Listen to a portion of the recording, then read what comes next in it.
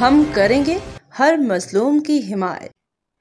السلام علیکم، میں ہوں حورین فاطمہ اور آپ دیکھ رہے ہیں حمایتی نیوز HD چینل۔ نظر ڈالتے ہیں آج کی اہم خبروں پر۔ ایران میں پھنسے 150 پاکستانی خصوصی پرواز میں ترکمانستان کے دارالحکومت اشق آباد سے اسلام آباد پہنچ گئے۔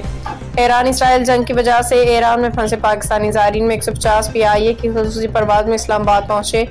ایویشن ذرائع کے مطابق پاکستانی وزارت خارجہ کی درخواست پہ قومی ایئر لائن نے ایک ایئر بیس طیارہ فوری طور پر پشاور سے ترکمانستان کے دارالحکومت اشق آباد بھیجا تھا۔